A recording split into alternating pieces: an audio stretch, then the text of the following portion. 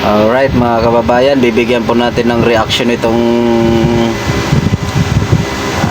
presko ni Sara Duterte tungkol mga kasong ikinakaharap sa kanya na panggigipit ng mga ganid sa lipunan, mga ganid sa kapangyarihan. At ngayon ay nakatikim na ng panggigipit ng mga Duterte. Alam naman natin na si Sara Duterte talagang noon pa lang siya naman po talagang namumuna sa presidential survey, ngunit siya ay nagpababa na lang sa kanya na posisyon dahil sa pakiusap ng mga Marcos na siya ay magiging vice president. Pero kung tutuusin talaga siya, ay siya na ho talaga ang dapat na magiging presidente noon pa kung sakaling tumakbo siya. Ito, papanoorin natin yung presko niya mga kababayan. Nakita ko yung NBI sa pila. Nagpatanong kagad ako sa Negros. It's not the first time na ginawa nila yun sa isang Pilipino. Sabi ko, anong nangyari sa Negros? Sabi sa akin kung anong nangyari sa Negros. And sabi ko sa mga lawyers ko, yan ang gusto nilang gawin. I'm sorry, yung sa PNP po, kasi direct na so, ikaw yung grupo natin, yung security pa yung araw ko rin ng AUP para to face investigation. Yes, oo. Initially, we are filing charges against them as well. For disobedience, for kidnapping, for robbery. Okay, next question po. Speak the senior ABS-CBN. Yes, ma'am, good afternoon. Ma'am, do you have any information as to the health status of your authority office? And do you have any information when you will be transferred to the House or Senate? Ma'am, wala po akong update sa status ni Yusek Zulaika Lopez and Ms. Gina Acosta, both of whom are admitted sa Veterans Hospital. But nakita ko kanina sa updating namin sa group chat ng opisina, I believe the hospital released a bulletin. Tama ba? Parang nag-release ata ang hospital ng bulletin about updates sa kanila. Ngayong araw na ito, hindi ako makapagbigay ng update kasi maaga po ako umalis kanina sa hospital. Mga 4 a.m. ako umalis and tulog pa lahat ng tao. But last night, pagdating ko sa hospital, ang sinabi lang naman sa akin na nag-endorse, yung nagbabantay tapos in-endorse sa akin, na hindi pa rin kumakain si Yusek Lopez and si Ms. Gina Acosta ang na-endorse sa akin kahapon is masakit yung dito niya. Kasi apparently, pag nawalan ka ng malay ay nagiging unresponsive ka, parang kinukurot ba dito, hindi ko alam kung anong ginagawa. So apparently, sumakit yung dito niya kasi yung parang i-arouse ka para magising. So yun yung updates based on sa pakikipag-usap ko sa kanila.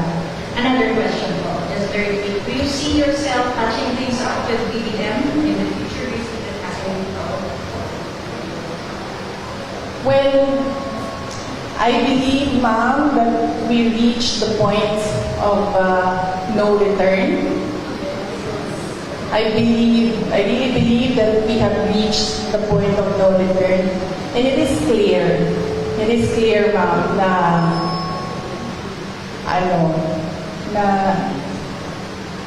parang they are really going after me. At gusto talaga nila akong tanggalin sa posisyon. And totoo talaga yung mga sinasabi ko na threats sa akin. Bago pa man nangyari yung kaguluhan sa House of Representatives noong nakaraang Friday, documented lahat ng threats sa akin, sa Office of the Vice President personnel and even sa aking family. So,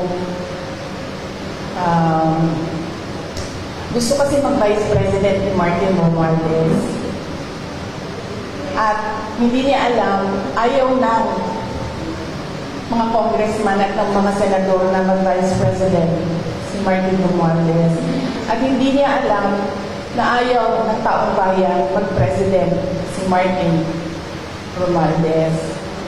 Unfortunately, hindi maintindihan yon ni Martin Romualdez. Yun yung problema.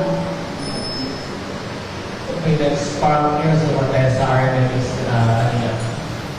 Good afternoon, ma'am. Any reaction lang po ma'am sana sa mga pagbabatikos or mga pahayag ni House Majority Leader at Zamboanga City District Representative Manisa Lico ang laban sa inyo tungkol galing sa mga nangyayari? Well, hindi ko siya kilala, ma'am. So, huwag na tayo mag-comments sa sino ba yung pangalan, ma'am? Manis Dalipe po, Congressman Manis Dalipe. I don't know him. I'm sorry.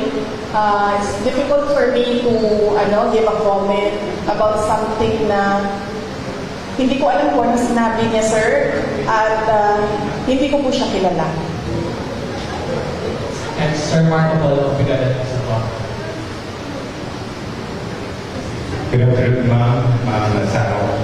Maliban po doon sa lumalabas na plano ng higher House of Representative para impeach ka ba? Ano po masasabi yun? Well, they can always try na mag-impeachment. They can always, gumastos at magwaldas ng pera ng gobyerno para i-impeach ang Vice President. Kung yan ba naman ang gusto nila, magwaldas ng pera at pagtakpan ang kakulangan at pagsisinungaling ng administrasyon. Para lang hindi mapansin ng mga tao na maraming mga pangako ang napako ay babanatan at babanatan nila ako. And then they can try. And then let's see. Diba? If I get impeached, then that is my end. Tapos. Okay, thank you for the answer. May for my last part sa local front ng Zamboanga City at Zamboanga Peninsula, maliban po sa mga tulong na binigay niyo po yung tulad ng ayuda sa medical and other, ano po yung mga future na nakalaan po para sa Zamboanga Peninsula na po dito sa Zamboanga City? Opo. Yes, sir. Thank you for the question. Nag-aantay kami ng final budget ng Office of the Vice President sa ilalim ng General Appropriations Act.